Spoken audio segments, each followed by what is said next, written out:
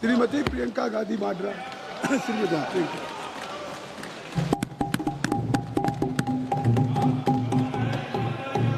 धन्यवाद अध्यक्ष महोदय जी, आपने मुझे इस विषय पर बोलने का मौका दिया। कुछ दिनों पहले हम राम मनोहर लोहिया अस्पताल गए थे। पुलिस लाठीचार्ज में घायल दिल्ली की उस छात्र की स्थिति जानने के लिए जो आईसीयू में अपनी जिंदगी की सबसे बड़ी लड़ाई लड़ रही है। हमसे कुछ ही समय पहले आदरणीय स्वास्थ्य मंत्री जी श्री जेपी नड्डा वहां गए थे और उनसे कुछ समय पहले अन्य नेता भी गए।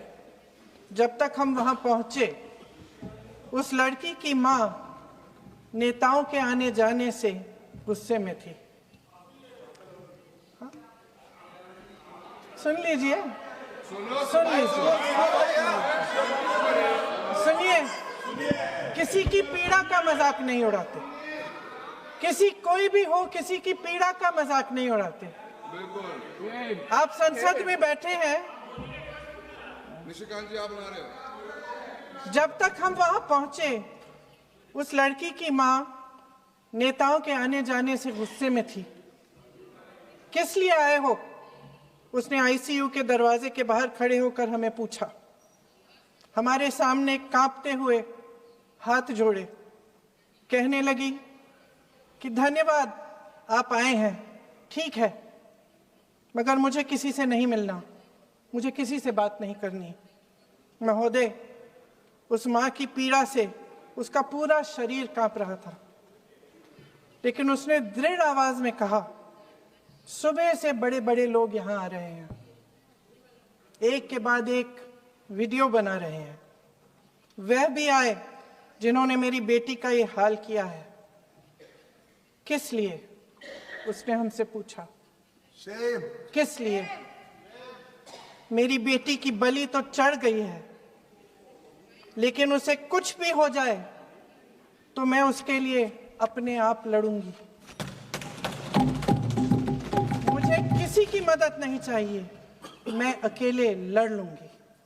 महोदय, शायद मुझे यहाँ खड़े होकर सबके सामने ये बात नहीं कहनी चाहिए, मगर उस माँ की गुहार ने मुझे शर्मिंदा किया।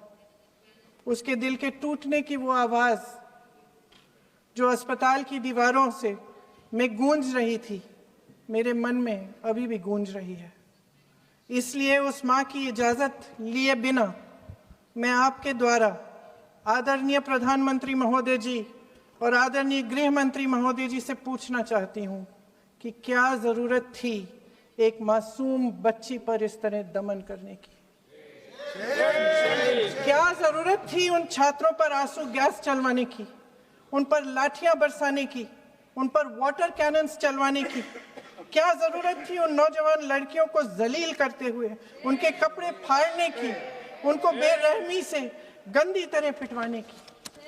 देश के युवाओं पर पैलेट गन्स और AK-47 चलवाने की क्या आवश्यकता थी? क्या वे आतंकवादी थे? क्या आतंकवादी हैं? टेररिस्ट हैं? हाँ, कांग्रेस बोल रही है। हाँ, कांग्रेस बोल रही है।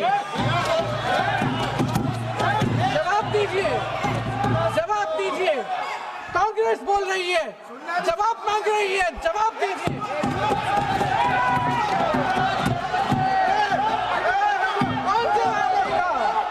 कौन जवाब देगा?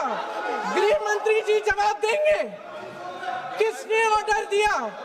किसने ऑर्डर दिया पैलेट गन्स चलाने के लिए? किसने ऑर्डर दिया? आपके माध्यम से मैं पूछती हूं अध्यक्ष महोदय, किसने ऑर्डर दिया? प्रधानमंत्री जी ने दिया?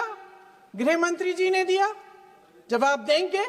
पूरा देश पूछ रहा है, सिर्फ कांग्रेस पार्टी नहीं पूछ रही है, पूरा देश पूछ रहा है। अध्यक्ष महोदय, देश के माता पिता पूछ रहे हैं, छात्र पूछ रहे हैं, अध्यापक पूछ रहे हैं, पूरा देश आज ये पूछ रहा है। और आपकी जिम्मेदारी बनती है कि आप इस सवाल का जवाब दें। क्यों डरते हैं आप इस देश के नौजवानों से? क्यों डरते हैं आप इस देश की बुलंद आवाज से? और उस आवाज को दबाने का हक आपको किसने दिया है? महोदय, ये सदन, यहाँ बैठे हुए सांसदों की जागीर नहीं है, ये इस देश की अमानत है। यहाँ बैठे हम सब इस देश की जनता, इस देश के युवाओं, बुजुर्गों, गरीबों, अमीरों और सब धर्मों, सब वर्गों के देशवासियों के सेवक हैं। हम उनके प्रतिनिधि हैं और ये सत्ता हमें उन्होंने ही दी है।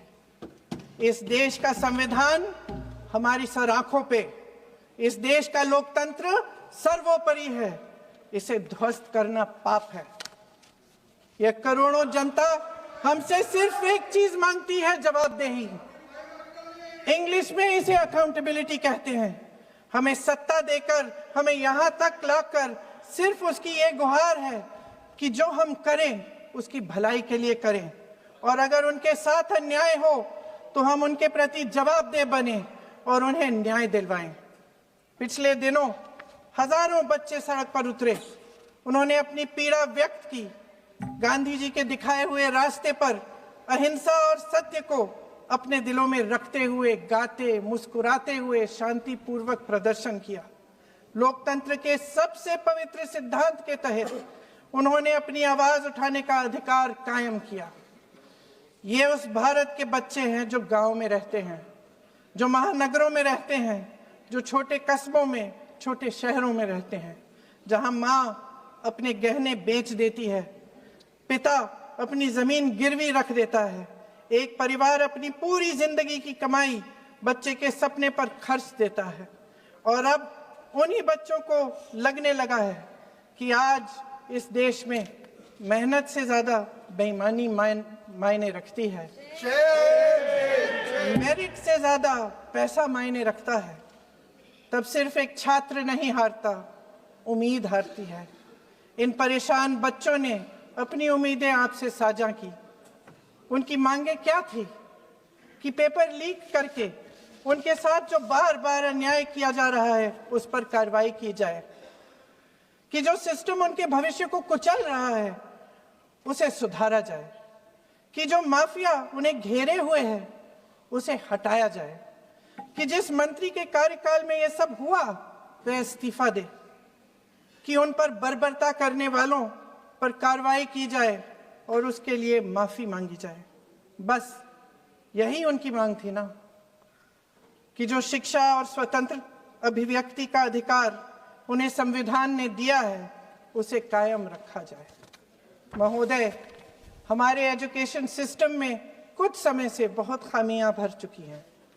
बच्चों पे जो प्रेशर डाला जाता है उसकी वजह से सैकड़ों बच्चों ने आत्महत्या कर डाली है। उससे भी ज्यादा बच्चे डिप्रेशन में डूब रहे हैं। परिवारों पर बच्चों को पढ़ाने लिखाने के लिए घूस, capitation fees, tuition fees, coaching fees आदि के घिनौने दबाव हैं। लोन लेने पड़ते हैं, सामान बेचना पड़ता है और उसके बावजूद कोई गारंटी नहीं कि उनके बच्चों के भविष्य मजबूत बन पाएंगे, क्योंकि बेरोजगारी चरम पे है। इस सरकार ने रोजगार पैदा करने वाले सभी सेक्टर्स को लगातार कमजोर किया। एग्जामिनेशन सिस्टम खुद फेल हो गया है। पिछले दशक में 152 पेपर लीक हुए, 750 करोड़ छात्र प्रभावित हुए, मगर एक भी दोषी, एक भी माफिया को सजा नहीं।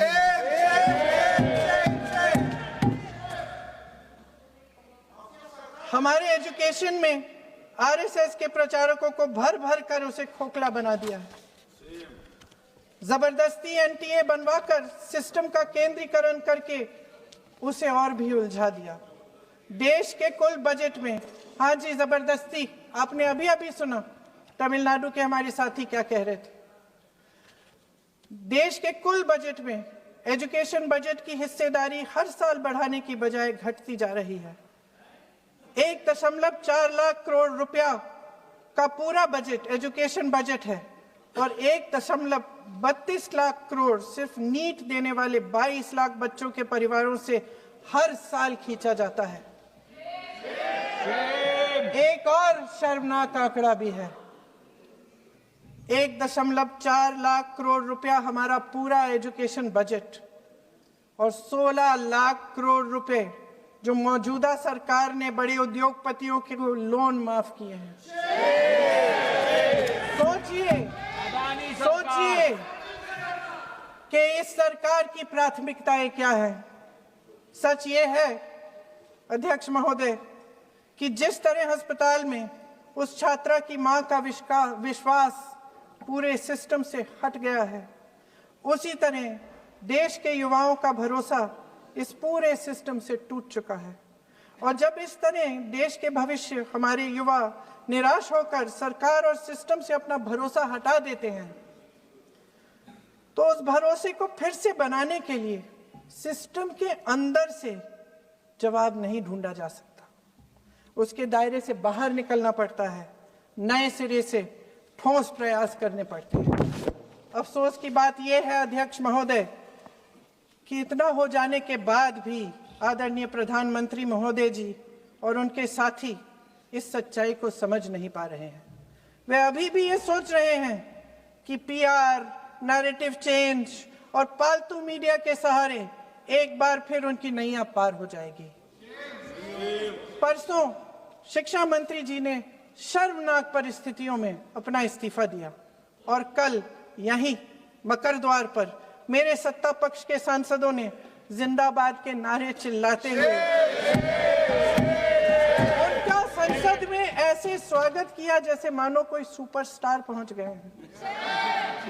विडंबना देखिए महोदय, जब भूतपूर्व शिक्षा मंत्री को मुकुट पहनाया जा रहा था, स्वागत हो रहा था उनका, तब महाराष्ट्र में एक परिवार पेपर लीक पीड़ित अपनी बेटी की आत्महत्या का शोक मना रहा था। आपकी सरकार ने देश के करोड़ों छात्रों को क्या संदेश दिया? आपको किस बात का गौरव है, किस बात का अभिमान है? ये कौन सा अहंकार है? जहां आंखों में शर्म होनी चाहिए, वहां बेशर्मी और स्वागत के नगाड़े बजाए रह रहे हैं। एक तरफ मातम है, दुख है, यहां फूल माला डाल रहे हैं। कोई आप पर कैसे यकीन करे? प्रधानमंत्री महोदय जी ने नया शिक्षा मंत्री चुना, एक ऐसे व्यक्ति को इस पद पर आसीन किया जिसने एक गर्भवती महिला के बलात्कारियों की रिहाई पर अपनी सहमति व्यक्त की, खुशी जताई। देश की करोड़ों लड़कियों को प्रधानमंत्री जी ने क्या संदेश दिया? सर, अखबारों में है। अखबार में नहीं, मेरा कुछ भी बोल के चले जाते हैं क्या? अरे ये तो कैसा क्या है इनके पास? ऐसा ही कोई आरोप लगा दीजिएगा। कोई नियम कानून नहीं है। कोई नहीं बोलेगा। इमरजेंसी के बारे में बोला था। इमरजेंसी के बारे में बोला था। दुबे जी, कितने बात किया आपने? आप कितने बात किया?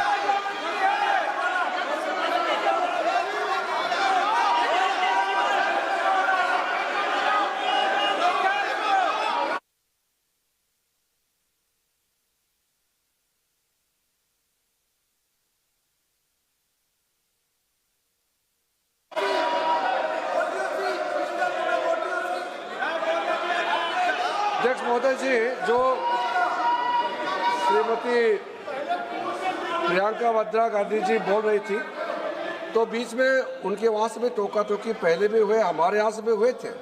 अभी हम लोग तो शांति से सुन रहे हैं, लेकिन जो अभी अभी हमारे वर्तमान नए शिक्षा मंत्री को जो उन्होंने टिप्पणी की, कैरेक्टर असैसिनेशन है एक तरीके से संसद में, और इस तरीके के भाषा हम उम्मीद नहीं करते हैं। मैं इसमें प्रहलाद जोशी जी ने भी खुद कहा है, एक तो उन्होंने प्रियंका जी ने जो गलत बात कही है रिकॉर्ड पे, उसको रिकॉर्ड से हटा दिया जाए।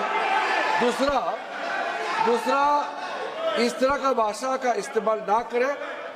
आपने डिबेट से पहले आपने अपील किया कि संसद में डिबेट का स्तर को नहीं गिराने चाहिए।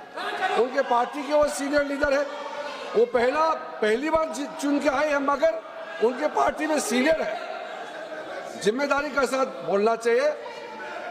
अगर पूरा ऑथेंटिकेट नहीं कर सकते हैं तो मैं ये मानता हूं कि उनको क्षमा मांगना चाहिए सदन से।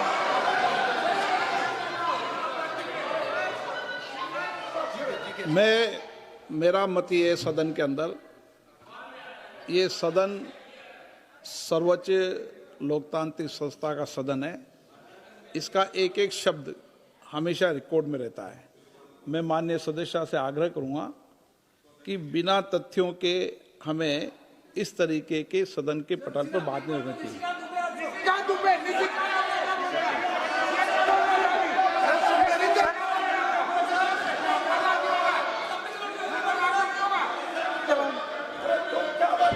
ये तो डिलीट कर दिया, लेकिन आगे भी वो भी डिलीट करा सर।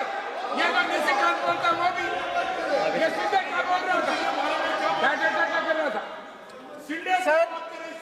सर जो प्रहलाद जोशी जी ने बिल्किस बानो के बलात्कारियों की रिहाई पर जो बयान दिए, उसका प्रमाण मैं आपको दे दूंगी, मैं भेज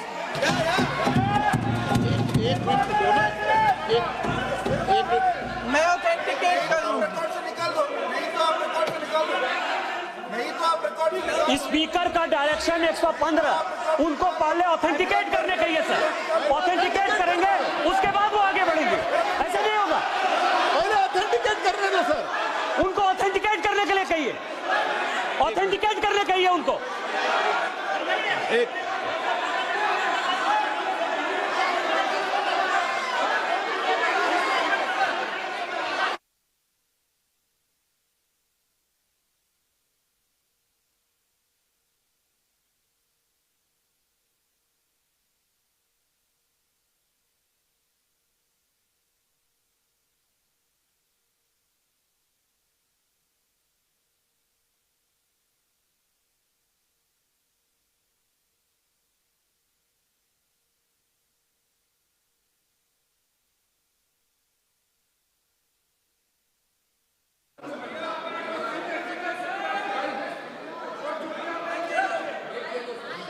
आप उनको बोलने दो, आप मत को डिस्टर्ब। मैं एक विषय बता दूं, एक मिनट बताऊं। नियम 353 के अंदर फिर मैं एक बार स्पष्ट कर दूं, किसी भी सदस्य द्वारा किसी भी व्यक्ति के विरुद्ध मानहानि या अभियोगात्मक प्रकृति का कोई आरोप नहीं लगाया जाएगा जब तक कि सदस्य ने अध्यक्ष और संबंधित मंत्री को पर्याप्त अग्रिम सूचना नहीं दे दी हो। यह व्यवस्था है।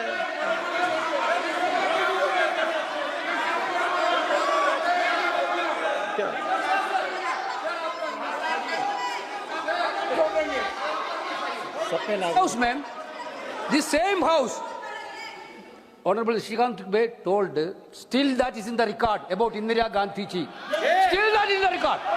Still that in the record. Sir, you are not removed, sir. बोलो, आप भी बोल लो। सर, केसी वेणुगोपाल जी ने जो नाम लिया है और मैं नेहरू जी के बारे में जो बात कहा है मैंने सर, मैं उस पर कायम हूं और मैं किताब जो है ऑथेंटिकेट करने के लिए तैयार हूं। अय्याज थे नेहरू, अय्याज थे। मैं फिर दोबारा रिपीट कर रहा हूं, आई एम अगेन रिपीटिंग। यही फैक्ट है और मैं किताब में ऑथेंटिकेट करके दे रहा हूं। I am authenticating that book.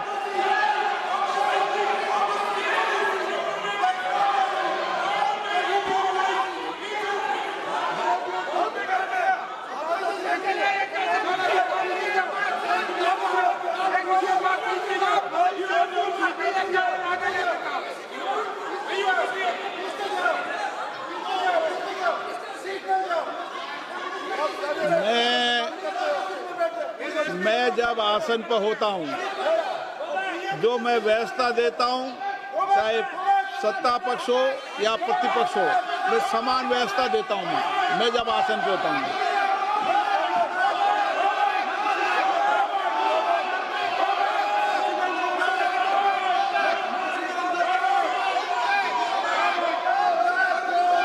Please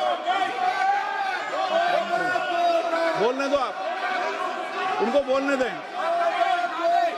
उनको बोलने दें। नो, अरे आप उनको नहीं बोलने देना चाहते? चलिए 114 प्लीज चाहिए। सर प्रियंका जी को ऑथेंटिकेट करना चाहिए और जो मिस इन्फॉर्मेशन कर रहे हैं नहीं तो मिस इन्फॉर्मेशन के लिए कार्रवाई करना चाहिए सर। ये क्या कुछ भी बोल के चल सकते हैं क्या? और procedure for the minister the correcting the mistake 114 में अगर वो आपने जो रूल का जिक्र किया 353 में, मुझे कोई नोटिस नहीं दिया है, मैं इधर प्रेजेंट हूँ और मैंने ऐसे कैसे बिना ऑथेंटिकेशन बोल सकते हैं मुझे बिना नोटिस दिए हुए? इसलिए मैं इसको खंडन करता हूँ और उसको एक्सपेल करना चाहिए और उनको माफी मांगना चाहिए।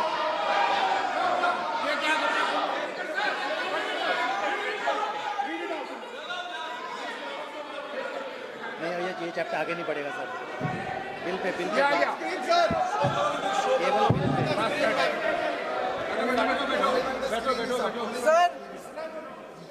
Sir here is a newspaper माननीय आर्टिकल। सदस्य, सर अरे आप तो पूरा बुक ही लेके आए आपने बुक ही लेके आ सकता है sir written by a respected माननीय journalist. सदस्य, I will authenticate using this, sir. आप माननीय सदस्य प्लीज इसको छोड़ दें।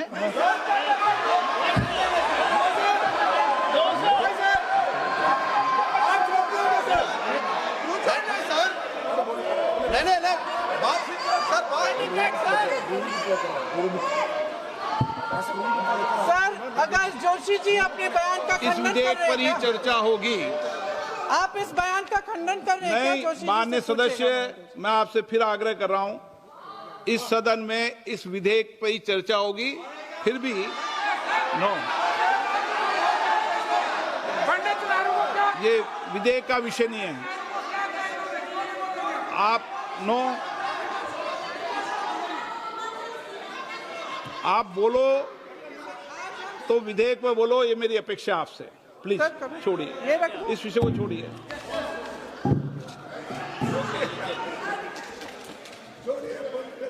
आज हम सदन पटल पर एक ऐसे विधेयक में संशोधन पर डिबेट कर रहे हैं जो 2024 में पारित हो चुका था और इसमें मुख्य संशोधन यही है कि पेपर लीक के अन्य अपराधों के लिए सजा बढ़ाई जाएगी। मगर जब से ये विधेयक पारित हुआ तब से अब तक इस सरकार ने एक भी अपराधी को सजा नहीं दी। आपने देखा है कि कल और परसों से फेस रिकॉग्निशन द्वारा प्रदर्शन करने वाले बच्चों के नाम और पते सार्वजनिक किए जा रहे हैं,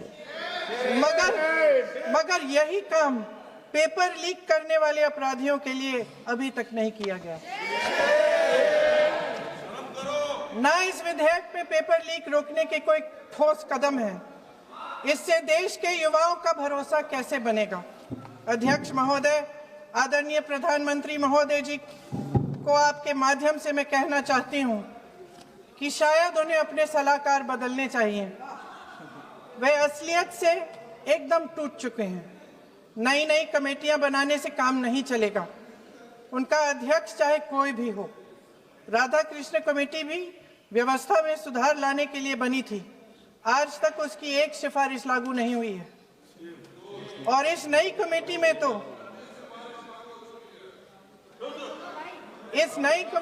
तो एक एक्स-आईबी चीफ,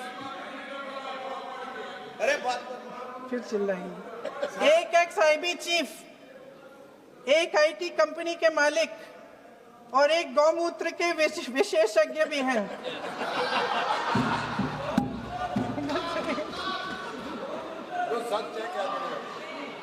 इन्हें शिक्षा के बारे में क्या पता जी? सर सच है। आप आज मेरे से नाराज हो रहे हैं। एक बार मुस्कुरा लीजिए। तो आपने भी चुनाव लड़ा।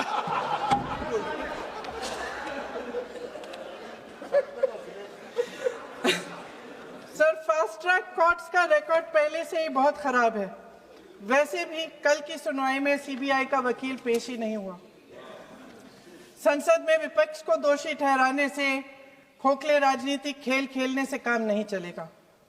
आप जेन जी का भरोसा वापस जीतना चाहते हैं तो नए एंगल से अपने फोन से नए वीडियो बनाने से नहीं होगा।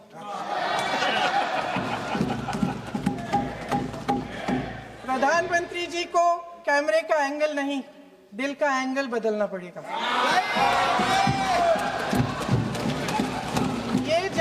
अत्यंत जागरूक है, समझता है, झूठ पहचानने की उसकी अपार क्षमता है। इनका दिल और दिमाग जीतने के लिए आपको सच्चाई पर उतरना पड़ेगा। आपके शासन के चलते इस नौजवान पीढ़ी के साथ घोर अन्याय हुआ है, बर्बरता हुई है। इस सच्चाई को स्वीकार करिए। अपनी जिम्मेदारी से पीछे हटने से काम नहीं चलेगा। आदरणीय प्रधानमंत्री महोदय जी, आपको जिम्मेदारी लेनी पड़ेगी, ठोस कदम उठाने पड़ेंगे। शिक्षा विशेषज्ञों को इकट्ठा कीजिए, छात्रों, अध्यापकों, सभी स्टेक होल्डर्स को साथ लेकर अन्य विचारधाराओं के थॉट लीडर्स के साथ गहरी चर्चाएं करवाकर एक नई शिक्षा प्रणाली तैयार कीजिए। मौजूदा नेशनल एजुकेशन पॉलिसी में 8 महीने तो एग्जाम चलते हैं, अध्यापकों को पढ़ाने का समय नहीं मिलता। सिर्फ आरएसएस के लोगों से भरने की बजाय सिस्टम को शिक्षित, एजुकेटेड, उन्नत और उदार दृष्टिकोण के लोगों से भी भरिए, जिनकी योग्यता सिर्फ उनकी विचारधारा न हो। रोजगार पैदा करने के सख्त कदम उठाइए, इस पर फोकस करिए। मेडिकल कॉलेजेस की संख्या बढ़ाइए, चिकित्सा शिक्षा का विस्तार कीजिए, ताकि ये बच्चे जो मेहनत कर कर के भी अपने भविष्य नहीं बना पा रहे हैं, एक उज्जवल भविष्य का सपना देख पाए। अध्यक्ष महोदय, छात्रों को सड़क से हटाया जा सकता है, लेकिन उनके सवालों को नहीं। हर लाठी जो किसी लड़की पर, किसी लड़के पर चली है, वे बच्चों की पीठ से ज्यादा सरकार की साख पर पड़ी है। देश के नौजवान न्याय मांग रहे हैं, भीख नहीं। वे यहां सरकार गिराने नहीं, अपना भरोसा बचाने के लिए आए थे। अध्यक्ष महोदय, आपके माध्यम से मैं सरकार को कहना चाहती हूं, अपनी साख बचाइए, अपनी नीयत ठीक करिए, अपनी अकड़ का इलाज कीजिए, अपने वादों पर अमल कीजिए। आपके शासन में हमने बड़ी बड़ी चोरियां देखी हैं। चुनाव में वोटों की चोरी, राम मंदिर में चंदा की चोरी, आपके उद्योगपति मित्रों द्वारा देश की संपत्ति की चोरी, किसानों की जमीन की चोरी, लेकिन सबसे बड़ी चोरी, हाँ ठीक है, सबसे बड़ी चोरी तब हुई। कहिए, बोलिए।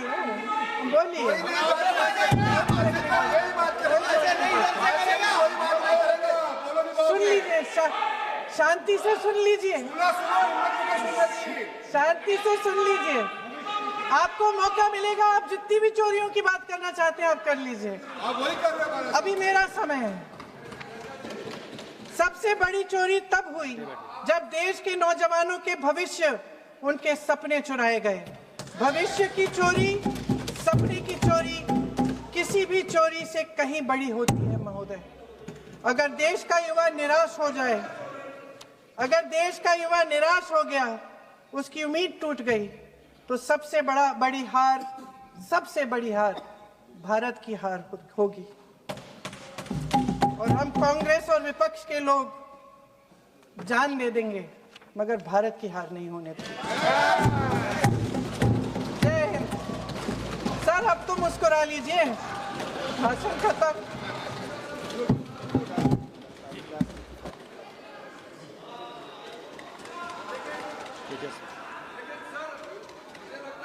जी ने राहुल गांधी जी का स्पीच का चोरी कर लिया है, वो पूरा ड्रामा।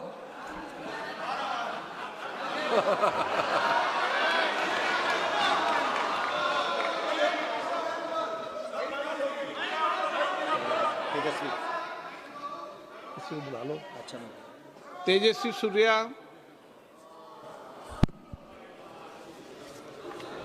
धन्यवाद स्पीकर सर।